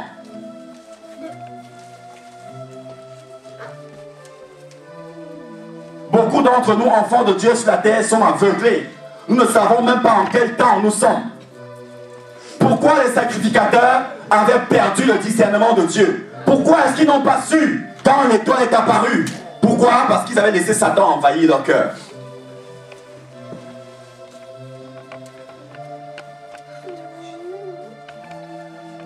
Avant que Jésus ne vienne sur la terre pour mourir sur la croix, il y avait un roi, un empereur autant pour moi, qui s'appelait Jules. Et cet empereur, c'est lui qui avait mis le calendrier que nous utilisons aujourd'hui, le calendrier julien. Il s'appelait Jules et il a mis en place le calendrier julien. Donc 708 ans avant que Jésus ne vienne mourir, il a mis ce calendrier qui dit que le premier jour de l'année, c'est le 1er janvier. C'est lui qui a mis en place janvier, février, mars jusqu'à décembre. Et il a mis en place que le premier jour de l'année, ce sera un premier. Et le premier mois de l'année, ça va s'appeler janvier. C'est lui qui a mis en place ce calendrier. Et il est venu mettre en place le calendrier grégorien. Et il a dit que, comme Jules a dit que le premier mois de l'année va s'appeler janvier, moi maintenant, je mets aussi en place de la part de Satan que le premier jour de la semaine va s'appeler lundi. Et ça, c'était les inspirations de Satan. Lundi vient de Lune, la planète Lune. Il a dit mardi, mercredi, Mercure, jeudi, Jupiter, vendredi, Vénus, samedi, Saturne, dimanche, Sunday, le dieu soleil, le dieu d'Égypte. Et les sacrificateurs étaient perdus dans le temps. Pourquoi? Ils s'étaient laissés distraire. Voilà pourquoi quand l'étoile a brillé, ils n'ont pas vu. Ils n'ont pas su. Et c'est ce qui se fait aujourd'hui. Aujourd'hui, on nous montre des publicités. Grande école. Jésus n'a rien contre les grandes écoles. Publicité, venez prendre le crédit à la banque. Nouveau savon, nouveau parfum de L'Oréal, Yves Saint Laurent, nouveau teinture pour les cheveux. Tout ça, nouveau slip, slim, dim, tout ça. Voilà, ça c'est ça. Rien de nouveau sous le soleil. C'est la même chose qui vient nous aveugler. Nous qui allons au marché de Mainvilliers et de Chartres, à Paris, acheter nos sous-vêtements, quand on voit la pub Dim, on dit maintenant, je vais aller à Carrefour et regarder dans le rayon les slips Dim. C'est la même chose, rien de nouveau sous le soleil. Mais c'est tellement subtil, c'est tellement simple qu'on se dit, ah non, je ne vais pas passer à côté. Jésus a distribué le pain et le poisson. Mais Jésus n'a jamais prêché le pain et le poisson. Alléluia. Jésus ne permettra jamais ici qu'on vous prêche de l'argent. Jésus ne permettra jamais, ne viendra jamais nous enseigner ici de l'argent, la prospérité. Oui, il a nourri les gens, il a donné le pain et le poisson, mais il n'a pas prêché cela. Jésus est venu nous prêcher la parole de vie, la parole qui va sauver notre âme, la parole qui nous amènera auprès de lui au ciel. C'est cette parole-là. Cette parole-là est loin de l'orgueil. Cette parole est loin de l'arrogance. Cette parole est loin des médisances. Cette parole est loin de la haine. Mais cette parole apporte l'amour. Cette parole apporte le pardon. Cette parole apporte la tempérance. Cette parole apporte l'humilité. Cette parole apporte tous les bienfaits de Dieu. C'est cette parole-là. Et cette parole apporte la bénédiction. Mais la bénédiction selon Jésus. Alléluia. Pourquoi est-ce que nous voyons les enfants des grandes personnes du monde, influentes, des stars, qui meurent souvent, qui claquent de l'argent? Elles claquent. C'est-à-dire leurs parents, parce qu'ils ont beaucoup d'argent, leurs parents leur donnent de l'argent. Mais ils claquent, ils dépensent ça rapidement. Pourquoi ils n'ont jamais travaillé cela? Mais Jésus voudrait nous faire passer, nous éprouver, afin que lorsqu'il nous donnera la bénédiction, que nous puissions connaître la valeur de cette bénédiction. C'est ça. Alléluia. Amen.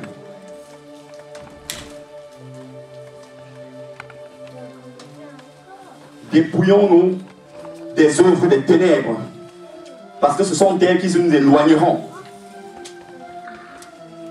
du Seigneur. Ce sont les œuvres des ténèbres qui empêchent le Seigneur de nous bénir. Jésus bénit ses enfants. Jésus ne vous laissera jamais à sec. Quand bien même nous ouvrirons notre réfrigérateur et qu'il en reste un yaourt seulement, avant que le lendemain n'arrive, Jésus pourvoira à l'autre. Alléluia. Jésus donnera tout ce que notre cœur désire, si et seulement si nous marchons avec lui. Alléluia. Ça se fait. C'est biblique. Jésus voulait que nous soyons des modèles. Voilà pourquoi nous devons nous regarder des grandes personnes en Jésus. Ne nous regardons plus n'importe comment. Satan est en train de nous attirer, de nous tirer vers l'arrière. Tout ce que tu désires, tu attends de Jésus, Jésus est capable de le faire et Jésus veut même le faire.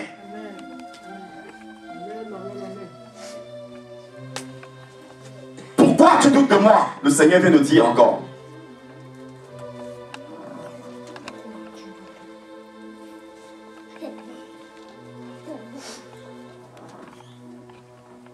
Qui ici parmi nous voudrait, lorsqu'il demande quelque chose à Jésus, il le voit arriver très vite? Moi le premier.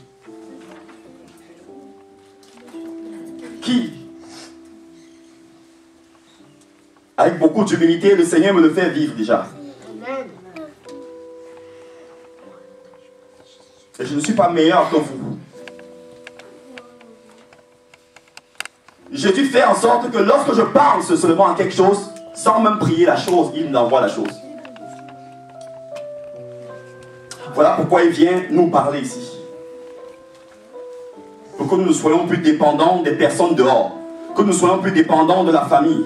Que nous soyons plus dépendants des hommes de Dieu. Mais que nous soyons dépendants de lui seul, Jésus seul. C'est lui le bon berger. Comme tu le sais, il a dit, si nous parents, nous savons donner de bonnes choses à nos enfants. Si notre enfant nous demande du poisson, est-ce qu'allons lui donner un serpent? Il dit, si nous savons donner des bonnes choses à nos enfants, à combien plus forte raison, lui, le Père de gloire. Nous croyons que Jésus est content de nous voir trier sur la terre. Mais écoutons, si nous croyons, ce n'est pas le cas. Je nous le dis de sa part.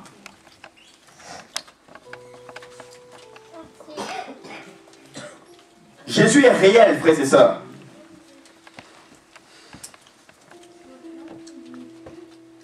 Est-ce que nous sommes prêts à vouloir le voir agir lorsque nous lui demandions quelque chose? Qui est prêt pour cela? Est-ce que nous sommes réellement prêts? Alléluia. Je suis sérieux de la part du Seigneur. Parce que ce que je pose comme question, c'est le Seigneur qui me demande de la poser. Ce n'est pas moi, je ne la pose pas par moi-même. C'est lui qui m'a soufflé, il y a 2 minutes, de poser cette question. Et il me dit qu'il va le faire. Amen. Mais est-ce que nous allons suivre après?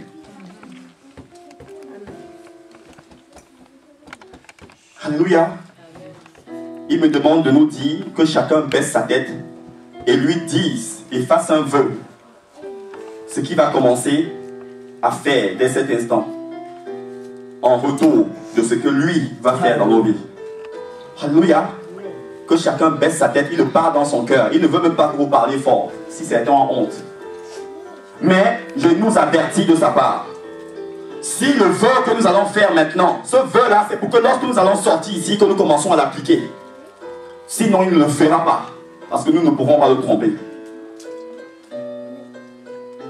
Il demande de dire ce que nous allons commencer à faire pour lui. La conduite que nous serons à partir de maintenant, de cet instant, pour lui.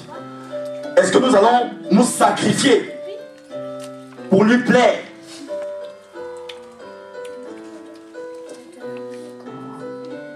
Parlons-lui.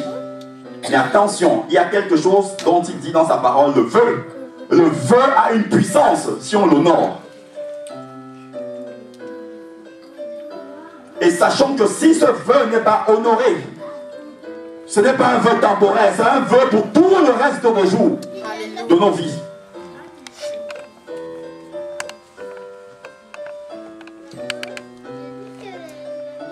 Parlons-lui dans nos cœurs.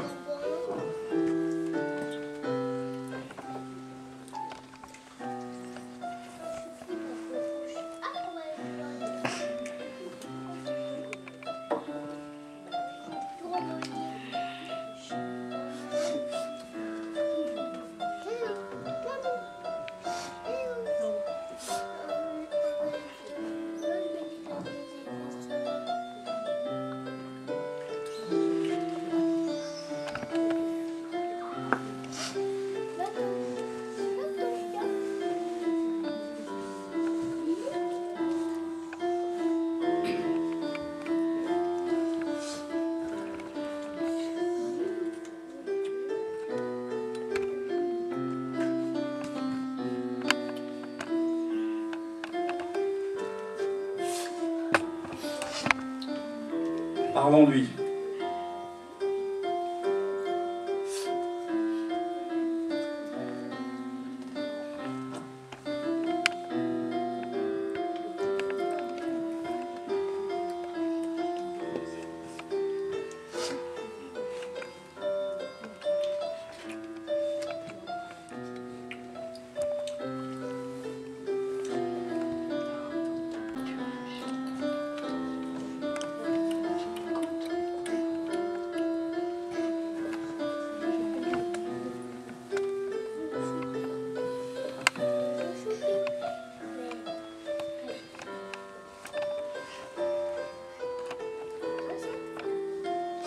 verrons parler, nous pouvons nous tenir sur nos pieds, s'il vous plaît.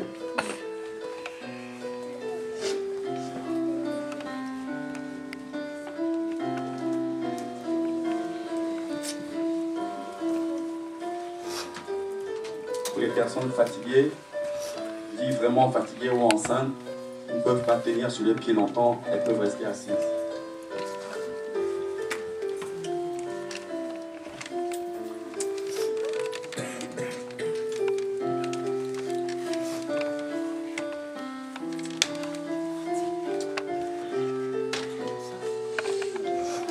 Nous allons chanter ce chant qui dit Alléluia.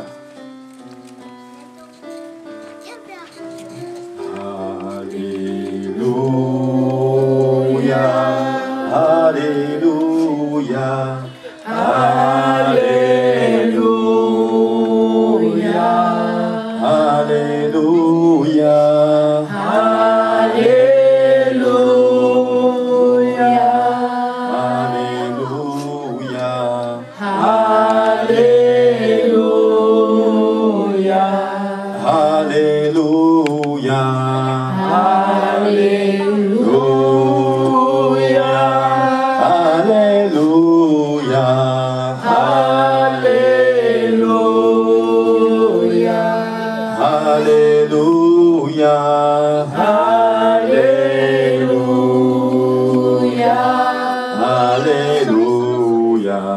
Alléluia. Merci Jésus. Merci Jésus. Oh merci Jésus. Merci Jésus. Oh merci Jésus. Merci Jésus. Oh merci Jésus. Merci Jésus. Oh nous t'adorons. Nous t'adorons. Oh nous t'adorons. Nous t'adorons. Oh nous t'adorons. Nous t'adorons. Oh nous t'adorons. Nous t'adorons.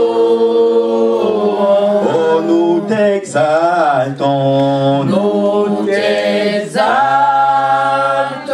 Oh nous t'exaltons. Nous t'exaltons. Oh nous t'exaltons. Nous t'exaltons.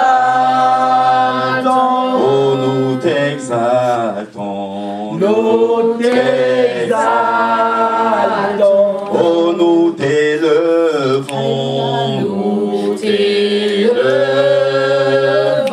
Oh nous t'élevons. Nous t'élevons. Oh nous t'élevons. Nous t'élevons.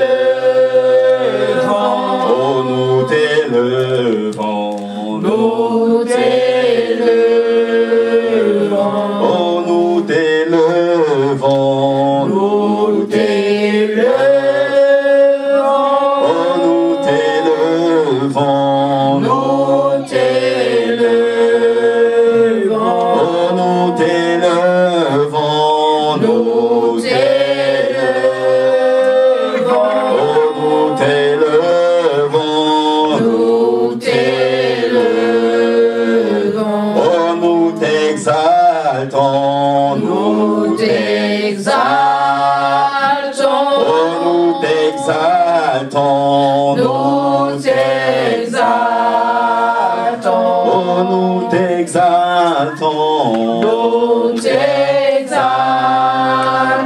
Oh, nous t'exaltons. Nous t'exaltons.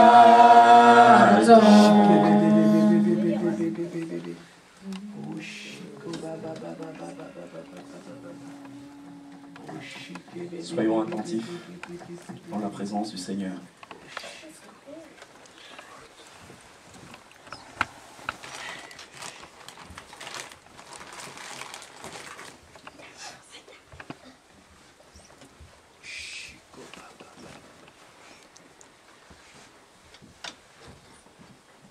Sachant que le Seigneur est en train de faire quelque chose de puissant maintenant.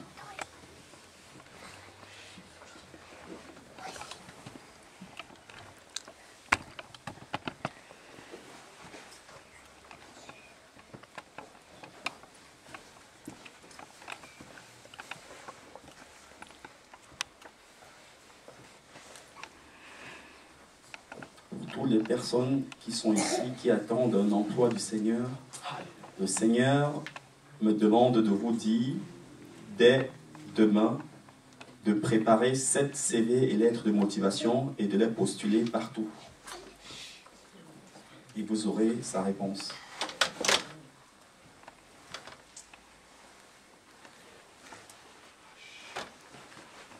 Il dit qu'il marche avec l'action.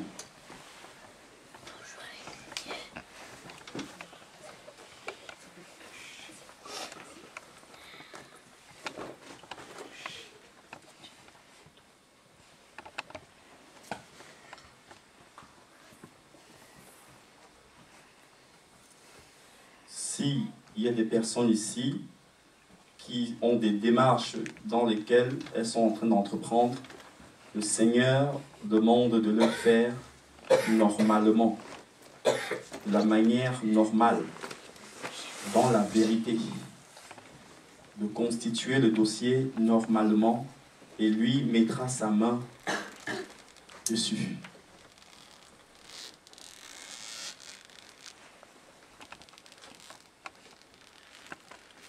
Il dit qu'il est saint. Alléluia.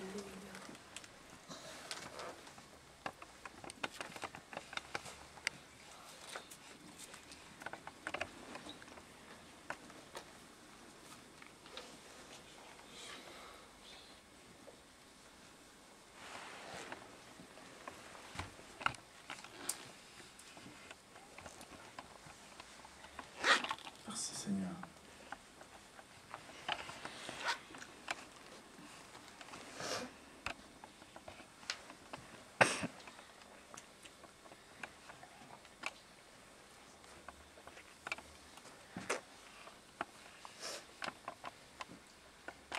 Il y a des personnes ici à qui le Seigneur demande tout simplement de l'aimer.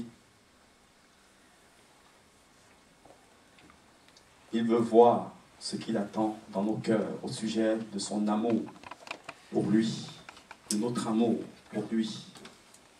C'est la clé de la solution pour certaines personnes parmi nous ici.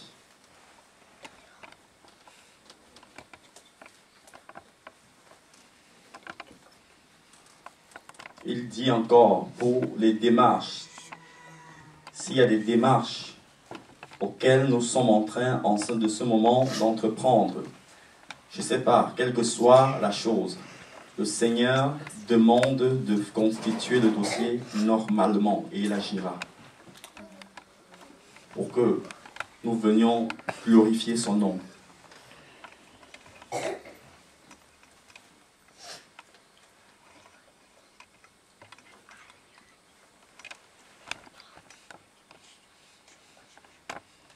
Merci Seigneur. Il dit qu'il est vivant. Levons nos mains vers lui.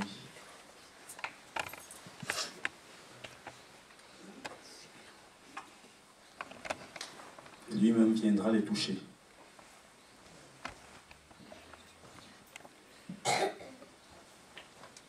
Merci Seigneur. Merci Maître de gloire.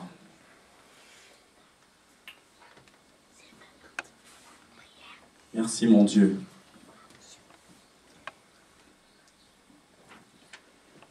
Merci Seigneur des Seigneurs.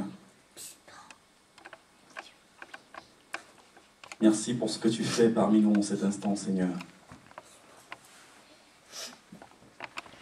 Merci Éternel.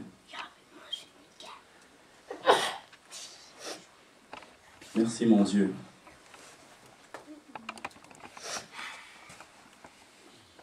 Le Seigneur est en train de lui-même toucher nos mains.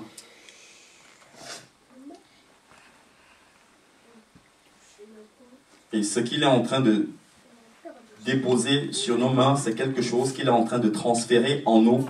Et nous devons garder cela très jalousement.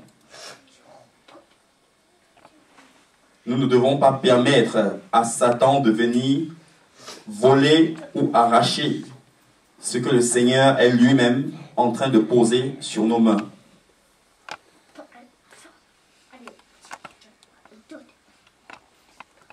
Il nous dit de le garder jalousement.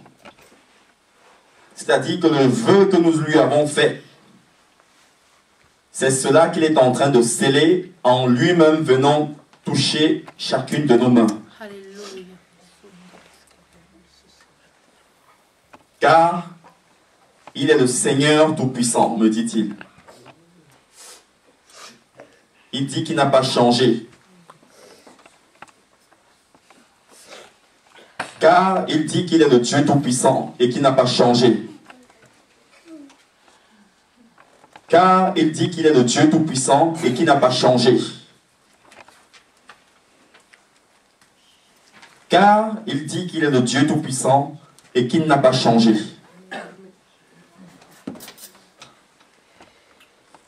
Ne soyons pas distraits, bien-aimés. Ne recherchons pas spécialement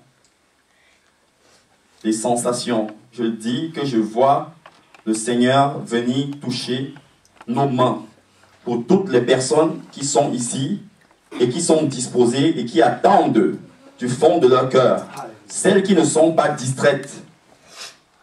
Je vois le Seigneur et ne cherchons pas à tomber. Ce n'est pas ce qu'il est venu faire ici. Je le vois venir toucher chacune de nos mains.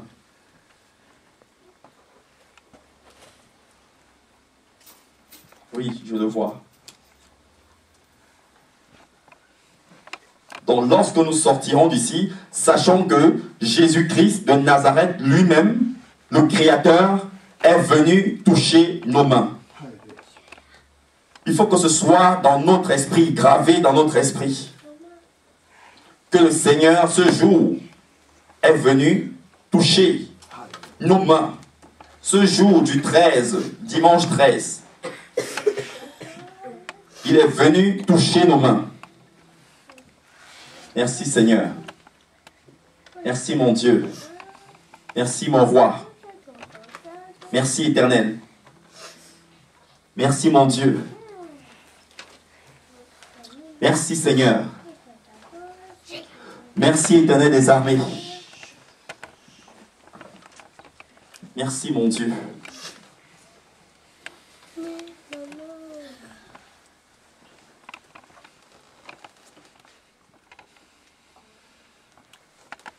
Sache que le Seigneur est en train de toucher ta main. Ne soyons pas distraits. Il insiste dessus.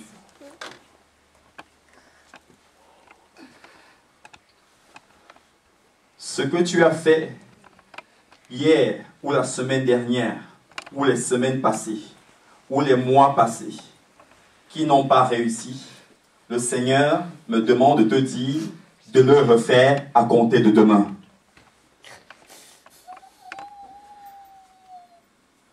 Il te demande de le refaire à compter de demain. S'il y avait de la transparence dans cette chose, refais-la de cette même manière. S'il n'y avait pas de la transparence, le Seigneur te demande de le faire dans la transparence, dans la vérité, et c'est lui-même qui agira.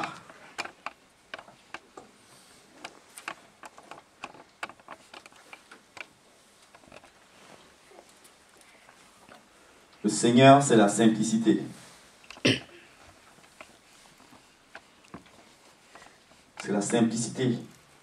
Il est là, parmi nous.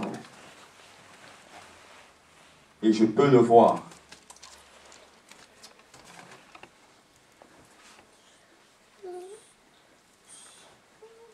Je peux le voir.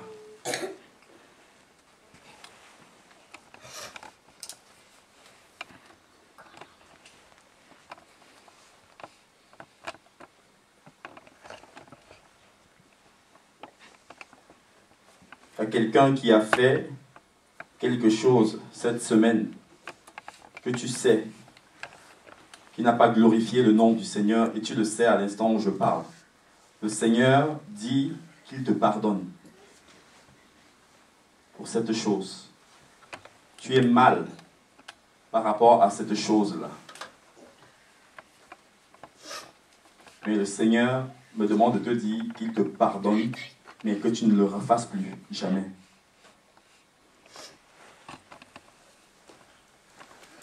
Merci mon Dieu. Merci Éternel.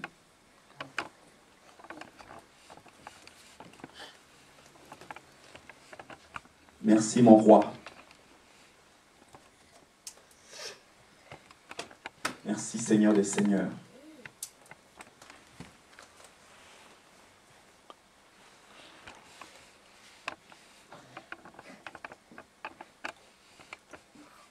Merci Éternel.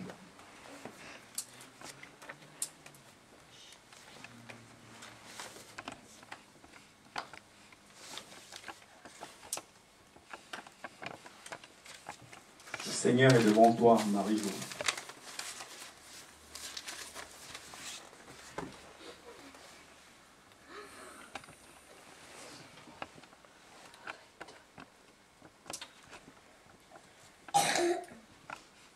Et sache que tout ce que tu attends de lui, tu le verras au nom de Jésus.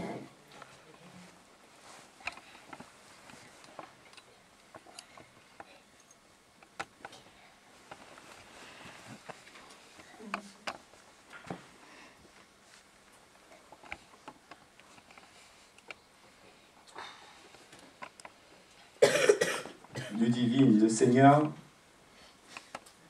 est en train de se diriger vers toi.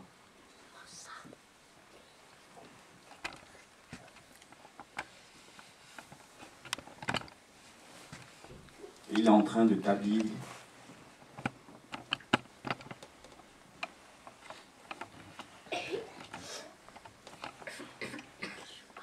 Il est en train de t'habiller.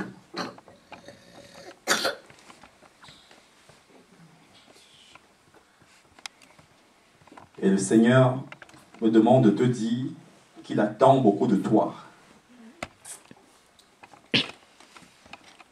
Que ceux qui sont derrière toi sont en train de regarder à toi.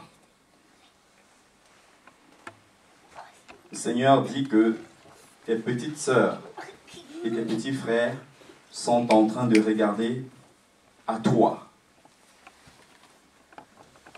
Le Seigneur dit que tu devras, autant pour moi, être un exemple pour eux à compter de maintenant.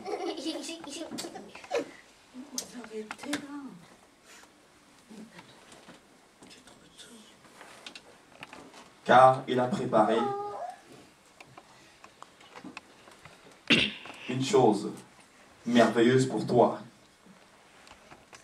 Je ne veux pas que je te dise maintenant. Il dit qu'il va commencer à venir lui-même te parler et t'enseigner.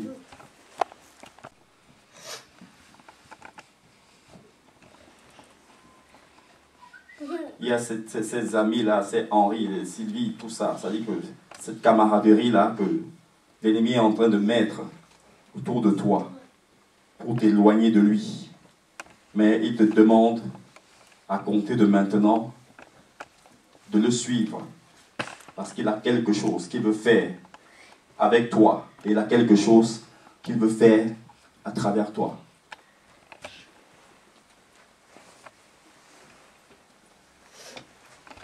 C'est quelque chose de merveilleux.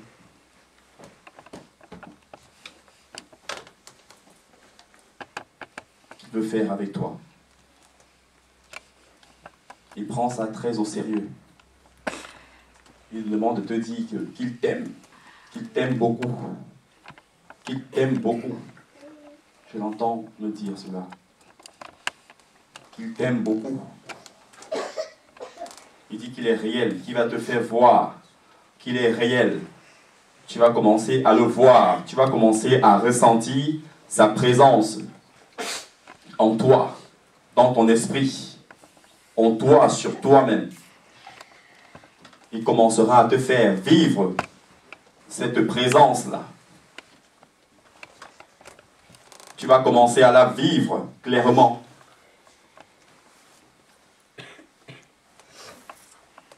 Et que ceux qui sont derrière toi regardent à toi.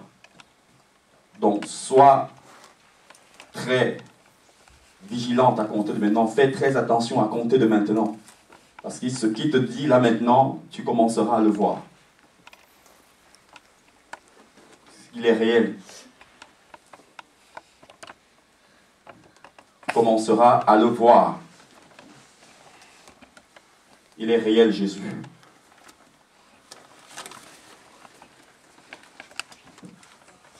Et je vois quelque chose qu'il est en train de déposer sur toi à cet instant.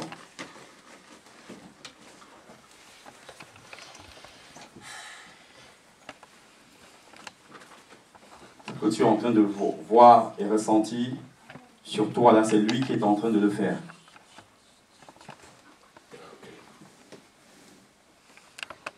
C'est lui. C'est pour que tu commences à expérimenter sa présence. Parce qu'il est réel. C'est lui, Jésus, qui est fidèle. Il est saint. Il agit.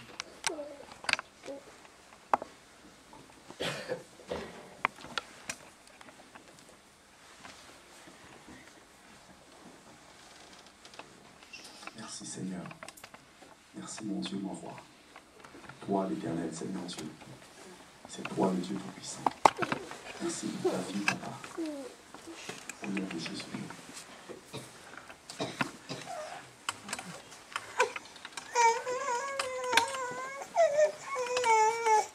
Merci mon Dieu. Merci Papa. Merci Seigneur. Ne pleure plus. Te dit le Seigneur. Le Seigneur dit que tu pouvais t'inquiéter encore. Que maintenant c'est fini. Qu'il a vu. Et aie de l'assurance maintenant. C'est ce qu'il me demande de te dire. Que tu n'as plus le droit de pleurer. Qu'il a entendu ton cri. C'est lui, ton Dieu. Il dit qu'il a entendu ton cri. C'est lui. Merci Père éternel. Pouvons acclamer le Seigneur s'il vous plaît.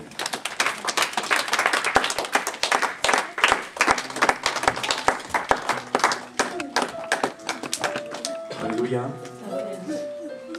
Notre Dieu travaille avec la simplicité. Amen. C'est-à-dire que le Seigneur fait les choses.